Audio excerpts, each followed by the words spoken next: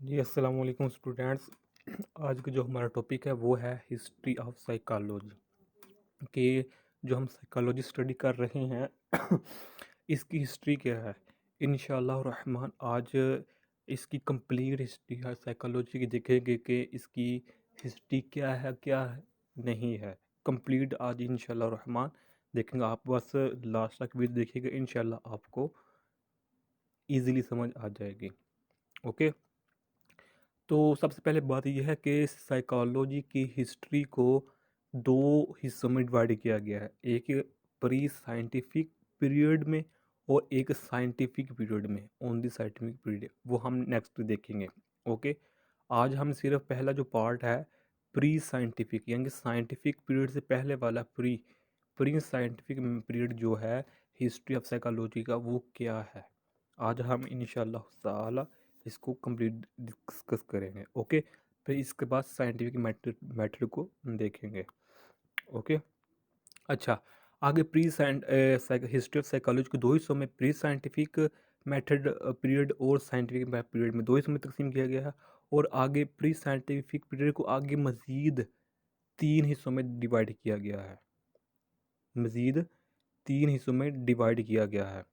पहला हिस्सा है ग्रीक पीरियड, पहला हिस्सा है ग्रीक पीरियड। ओके, तो सेकंड हिस्सा है, ये देखिए, मिडिल एजिस। ओके, ये सेकंड पार्ट है। और थर्ड पार्ट है Islamic period. Pre scientific period को तीन हिस्सों में डिवाइड किया गया है, इस्लामिक पीरियड, मिडिल एजिस और ये ग्रीक पीरियड में डिवाइड किया गया। ओके, सबसे पहले हम ग्रीक पीरियड को देखते हैं। ग्रीक पीरियड में सबसे पहले जो थे ना साइकोलॉजिस्ट, वो थे हिपोक्रेट्स। अच्छा स्टूडेंट्स, यहाँ बात देख लीजिएगा कि मैंने ये सब चीज़ें देखी पॉइंट्स की शक्ल में लिखा है, पॉइंट्स की शक्ल में। बहुत स्टूडेंट होते हैं उनको थ्योरी से बहुत ना एलर्जी होती है, इसलिए मैंने पॉइंट्स की शक्ल में लिखे हैं, में पाते हैं। ओके, तो हिपोक्रेट्स ने ये कहा था कि जो आदमी होता है, इंसान होता है, वो चार टेम्पा टेम्परामेंट से मिलकर बना होता है। उस इंसान के वजूद में चार बुनियादी चीज़ें होती हैं जिनकी वजह से इंसान साइकोलॉजी करता है।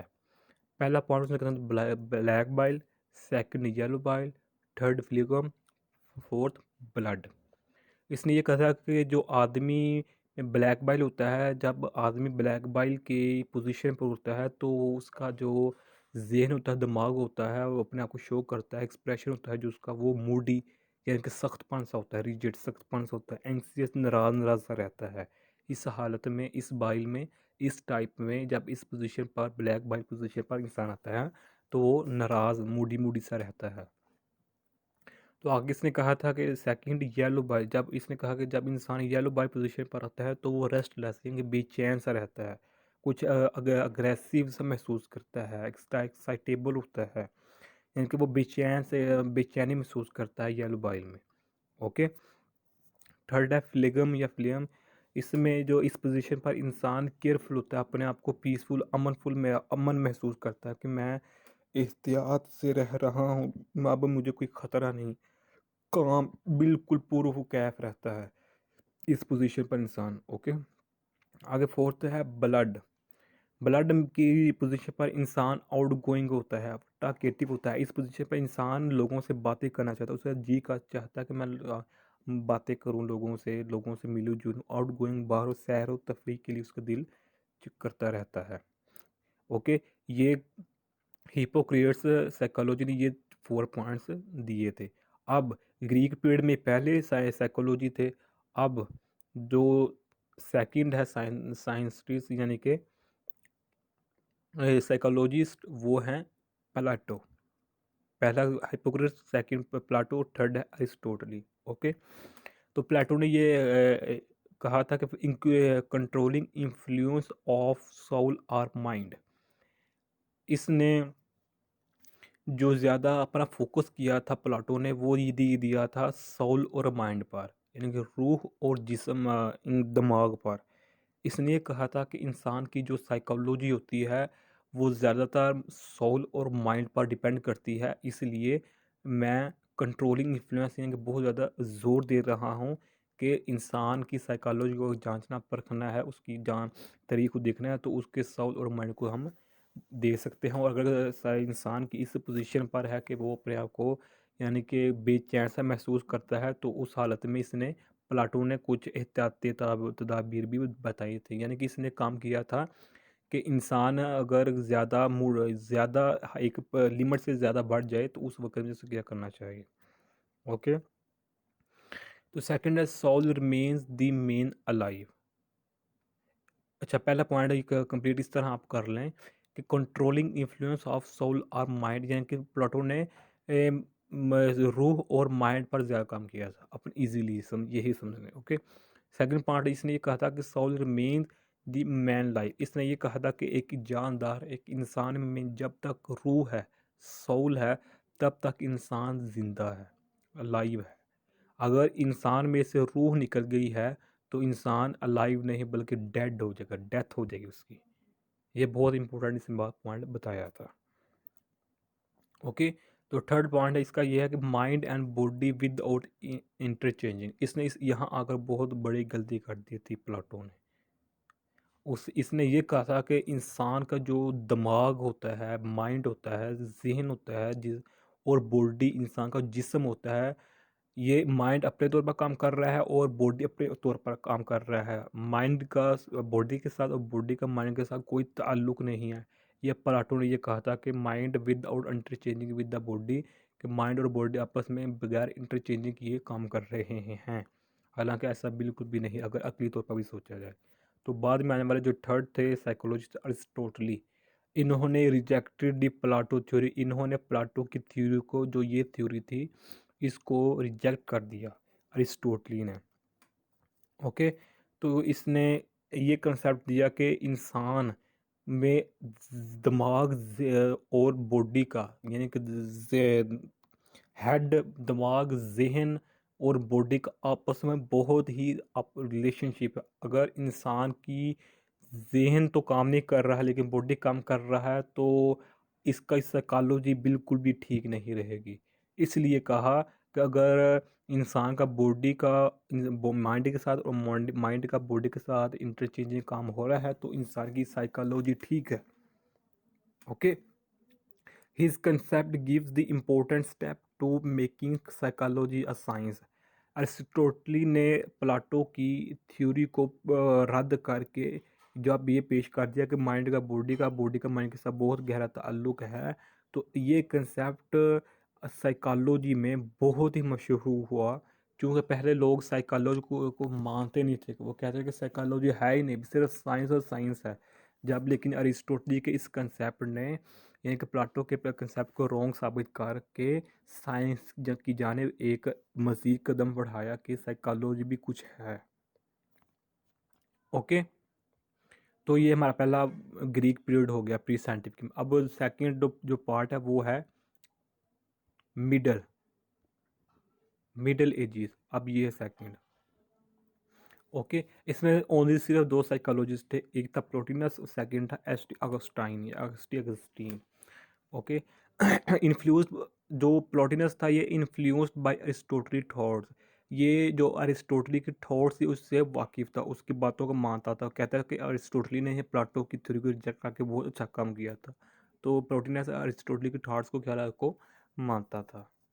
ओके, तो आगे है, इसने ये कहा था कि रिलीजियस बिलीव्स। इसने ये कहा था कि जब इंसान का जो मज़हब होता है, रिलीजियस अकायद, बिलीव्स, अकायद, जो नज़रिए होते हैं इंसान का, हाँ, किसी भी मज़हब से उसका ताल्लुक़ है, वो इंसान की साइकोलॉजी पर बहुत गहरा असर अंदाज होते हैं मज़हब। ओके, अगर इसकी हम एग्जाम्पल है तो काफ़ी बहुत ज़्यादा बनती है। अगर मिसाल तो एज अ मुस्लिम, हम अल्हम्दुलिल्लाह मुसलमान है, तो अगर जो जिसे हम पागल खाने वाले हॉस्पिटल में देखा जाए तो वहाँ सूरह रहमान की तिलावत सुनाई जाती है मरीज़ों को, तो उससे तकरीबन आलमोस्ट 60% जो मरीज़ हैं ना, पेशेंट्स, वो सेहतयाब हो जाते हैं अल्हम्दुलिल्लाह। इतनी शिफा, यानी कि शिफा है कुरान पाक की तिलावत में। ओके, अब सेकंड है जो साइकोलॉजिस्ट हैं वो है ST. Augustine. Being Christian philosopher, interaction of soul and body. इस ये एस.टी. अगस्टाइन ये क्रिश्चियन फिलोसफर था। ये कह रहा था कि अगर बीइंग मैन, यानी कि मैं क्रिश्चियन होने के बावजूद मैं इस चीज़ को मानता हूँ कि सोल, रूह और बॉडी का आपस में इंटरेक्शन है। अगर सोल निकल गई तो बॉडी गई, अगर बॉडी निकल गई तो सोल भी गई। Okay. Founder of introspective method, इसने जो अगस्टाइन ने इसने बहुत एक अहम और इम्पोर्टेंट पॉइंट बात बताई थी, जिसकी वजह से इसको फाउंडर ऑफ इंट्रोस्पेक्टिव मेथड का बाप यानी कि फाउंडर माना जाता है। मतलब कि थॉट्स और फीलिंग, इसने ये कहा था कि इंसान का जो साइकोलॉजी वो सिर्फ थॉट्स और फीलिंग्स ही हैं। अगर इंसान थॉट और फीलिंग को कोई महसूस नहीं करता, इस पर कोई तज्जिया अपने आप पर गौर नहीं करता, तो इंसान की साइकोलॉजी नहीं है, इंसान किसी भी किस्म का नहीं है। बात भी यही ठीक है कि इंसान है ही थॉट्स और फीलिंग्स का है। अगर ये दो चीज़ें उसमें है ही नहीं तो इंसान किस चीज़ का, उसकी साइकोलॉजी है ही नहीं कुछ भी। इसलिए इसको इस मैटर को इंट्रोस्पेक्टिव मैटर का नाम दिया गया और ये इसका फादर यानी बाप माना जाने लगा। ओके। तो नेक्स्ट है न कैन अंडरस्टैंड हिज और हर इनर फीलिंग, इसने ये भी कहा था कि इंसान अपनी अंदरूनी, यानी कि यही पॉइंट था, जो सेकंड पॉइंट है यही थर्ड पॉइंट है, लेकिन इसको एक मैंने ना अलग से पॉइंट बना दिया है। ओके, यानी कि इंसान अपने अंदरूनी ख्यालात को देख सकता है। ओके। अब हमारे पास आ जाता है जो सेकंड थर्ड पार्ट है, लास्ट पार्ट है प्री साइंटिफिक पीरियड का, वो है इस्लामिक पीरियड। इस्लामिक पीरियड, इनमें 6 जो मुस्लिम साइंसदान थे, मुस्लिम साइकोलॉजिस्ट, उन्होंने इस पर काम किया था। पहले साइकोलॉजिस्ट यानी कि साइंसदान वो हैं अलकुंदी। ये ग्रेट अरब फिलोसफर थे। जो अलकुंदी थे ये अरब सऊदी अरब के यानी कि अरब अमारात के बहुत बड़े फिलोसफर थे। इसने ये कहा था कि real happiness lies in spiritual life.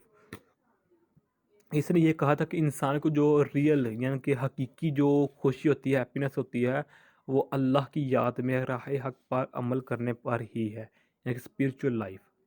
Spiritual life means यानी कि जो दीन इस्लाम ने जो अकायद को कवानीन दिए उन पर अमल करने में ही इंसान जो है ना वो हकीकी हैप्पीनेस है, हकीकी खुशी महसूस कर सकता है। यहाँ में मैंने वो वर्डिंग नहीं लिखे जो लिखे गए हैं, यानी कि वो यहाँ लिखा गया था कि the soul of the man is received from the soul of the God. ये इसमें मैंने लिखे क्योंकि अगर ये लिख देता तो कुछ लोगों को जहन में वसवास आनी थी, इसलिए मैंने वो इसको अपने लफ्ज़ों में ये इस तरह लिख दिया है। ओके। तो थर्ड है religion and philosophy as both. अलकुंदी ने ये कहा था कि अल फिलोसफी अलहदा नहीं है, बल्कि रिलीजन का फिलोसफी पर इन्हिसार होता है और फिलोसफी पर रिलीजन पर इन्हिसार होता है। ये नहीं है कि रिलीजन सिर्फ अपनी ही बातें बताता रहता है और फिलोसफी आपस से आप अपनी ही बताता रहता है, बल्कि ये नहीं है कि ये कहा था कि रिलीजन का फिलोसफी पर और फिलोसफी का रिलीजन पर बहुत गहरा असल ताल्लुक है। ओके। तो सेकंड जो मुस्लिम साइकोलॉजी है वो है अल फराबी। ये बहुत ही मशहूर नाम है, आपने भी सुना होगा इनका। ये रोट दैन 80 इन्होंने 80 से ज़्यादा बुक्स के मुसन्निफ़ है, 80 से ज़्यादा बुक लिखी हैं। यहाँ से हिसाब लगा कि जिस बंदे ने 80 से ज़्यादा बुक लिखी उनके पास कितना इल्म होगा। ओके। तो ये भी इसी बात को मानता था कि बॉडी एंड सोल, ये भी कहता था अगर बॉडी नहीं है तो सोल भी गई, अगर सोल नहीं है तो बॉडी भी गई। यानी कि इसका आपस में बहुत गहरा ताल्लुक का इंट्रैक्शन है बॉडी और सोल का, जिस्म और रूह का। ओके। इन्फ्लुएंस बाय अरिस्टोटली टेक्निक्स, ये जो अल-फराबी था मुसलमान साइंसदान, ये भी अरिस्टोटली की टेक्निक्स या अरिस्टोटली जो ऊपर मैंने बताया कि अरिस्टोटली की बातों को मानता था। ओके। अब हैं थर्ड हैं मुस्लिम साइंसदान, वो हैं मुस्लिम साइकोलॉजिस्ट, वो हैं इब्ने सीना। ये फिजिशियन भी थे, पोइट भी थे और साइकोलॉजिस्ट भी थे। ये तीनों चीज़ें खसूसियात इनमें थी, इनकी तीनों अलकाब इनके साथ लगते थे, physician, poet and psychologist. Okay. तो नेक्स्ट पॉइंट है 3 kinds of mind, human, animal and vegetable. इसने ये कहा था कि जो भी जानवर होता है या हम इंसान में 3 किस्मों के जो क्या नाम लेते हैं माइंडेड हो सकते हैं। इंसान 3 किस्म के माइंड की तरह हो सकते हैं। पहले इसने ये कहा था कि human mind, second animal mind, third vegetable mind. Human mind में कि इंसान जो है ना वो एबिलिटी टू रीज़न, कि जो वाक़यात उसकी ज़िंदगी में रूनमा हो रहे थे इर्द गिर्द, उसको जांचता है कि ये किस तरह हुए हैं। एनिमल माइंड में ability of perception, animal mind में वो ये देखता है कि इंसान की ज़िंदगी में क्या हासिल करना चाहता है, तो उसको परसीव करता है, उसको परसेप्शन के वाले प्रोसेस में इंसान चला जाता है एनिमल माइंड में। Vegetable mind power of growth, इसमें इंसान सोचता है कि एक छोटा से बड़े में होने में कैसे क्या चीज़ें दरकार होती हैं, उम्र कैसे गुजरती है, क्या क्या यानी कि वक्त के साथ साथ होता रहता है, इंसान अपने आप को ग्रोथ में कैसे ला सकता है।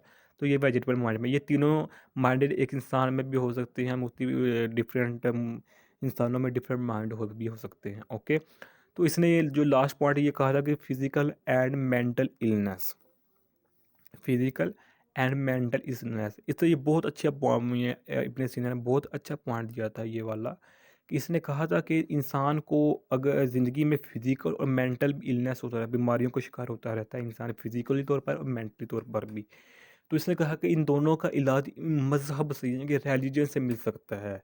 जिस तरह मैंने ऊपर बताया कि सूरह रहमान जब ज़हनी मरीज़ों को सुनाई जाती है अच्छी आवाज़ में, तो उनका तकरीबन 50 to 60% ना जो दबाव उसी वक्त ही ख़त्म हो जाता है सूरत सुनकर। अल्हम्दुलिल्लाह इतनी शिफा है कुरान पाक में। तो इसने ये कहा था कि फ़िज़िकल और मेंटल इलनेस को मज़हब कुरान पाक की तिलावत से, नमाज अदा करके, जो अकायद या यानी कि अरकान दिए गए हैं दीन इस्लाम ने, उनको अदा करके भी कम किया जा सकता है।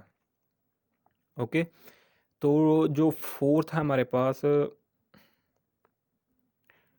वो हैं इमाम गज़ाली। क्या बात है इनकी, इमाम गज़ाली रहमतुल्लाह ताला अलैह, ये क्या जिसे कहते हैं पाए के आदमी गुजरे हैं, बहुत पाए के बुजुर्ग हैं ये wrote a number of books on, इन्होंने बहुत अच्छी अच्छी बुक्स लिखी हैं।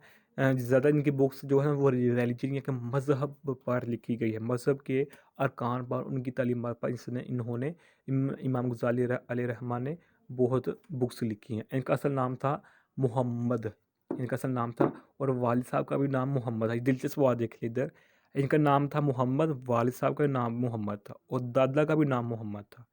लेकिन मोहम्मद बिन मोहम्मद नोमान, ये नाम था इनका इमाम गज़ाली का, ये लक़ब है इमाम गज़ाली इनका। ओके, तो सेकंड है love with God and right path, कि जो इमाम गज़ाली ने जब कहा था कि इंसान जब अल्लाह के साथ विद राइट, इंसान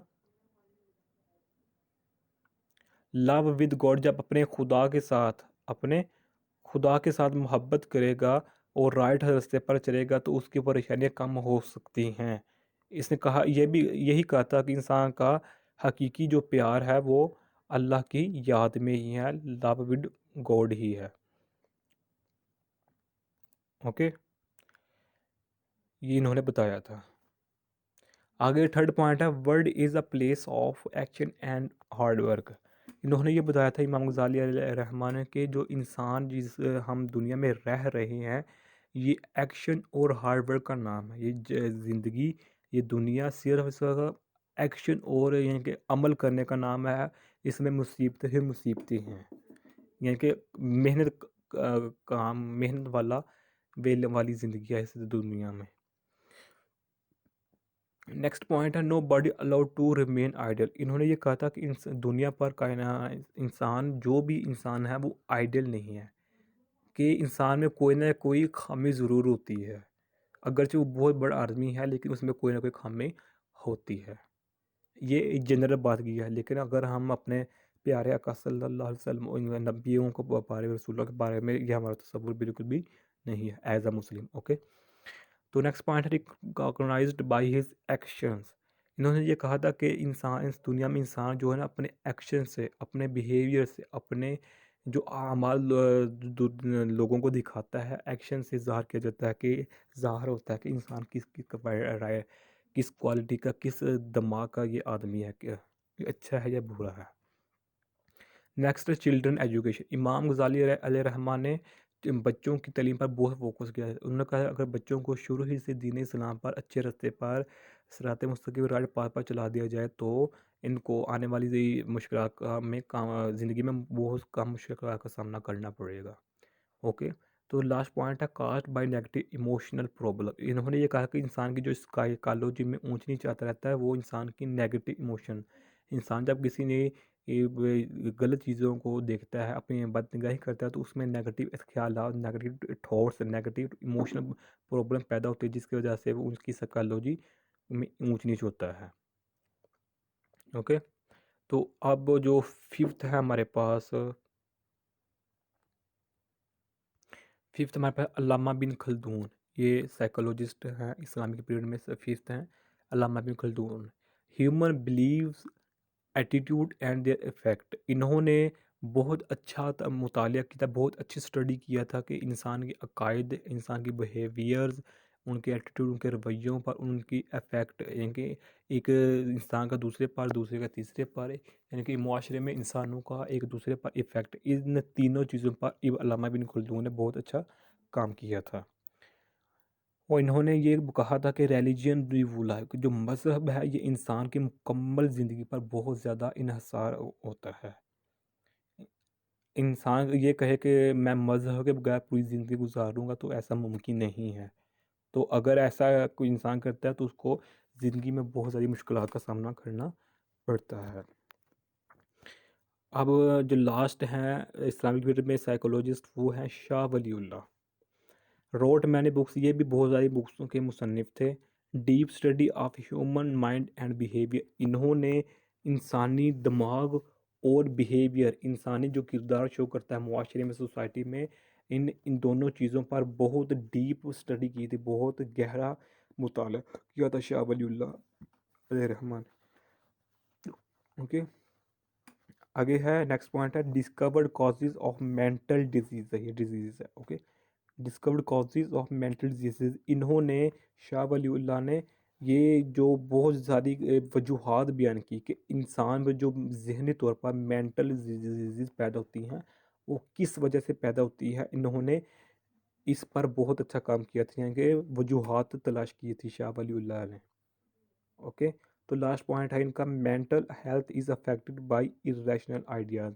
इन्होंने ये कहा था कि जब इंसान में पॉजिटिव और नेगेटिव, ज़ाहिर बात दोनों चीज़ें, ख्यालात वो सबसे होते हैं, थॉट्स होती हैं, पॉजिटिव नेगेटिव थॉट्स होती हैं। तो जब इंसान में ज़्यादा नेगेटिव थॉट्स होते हैं तो वो उसकी साइकोलॉजी ऊंची नीच होती है, उसे साइकोलॉजी में बहुत बड़ा यानी चेंजिंग आती है। तो जब नेगेटिव की बजाय पॉजिटिव थॉट्स इंसान में ज़्यादा होते हैं नेगेटिव थॉट्स से, तो वो एक बेहतर अपने आप को महसूस करता है। तो ये इनके पॉइंट्स थे। तो ये आज की वीडियो थी। वीडियो अगर लंबी बन गई है, लंबी हो गई, लेकिन उम्मीद है आप लोगों को समझ लग गई होगी। अगर आपने अभी तक हमारे चैनल पाक MN अकेडमी सब्सक्राइब नहीं किया तो सब्सक्राइब कर दें, लाइक भी कर दी और शेयर भी कर दें। जज़ाकल्लाहु खैरा। इजाज़त दीजिए, अपना ख्याल रखिए और मुझे दुआ में भी याद रखिएगा। अस्सलामु अलैकुम व रहमतुल्लाहि व बरकातुहू।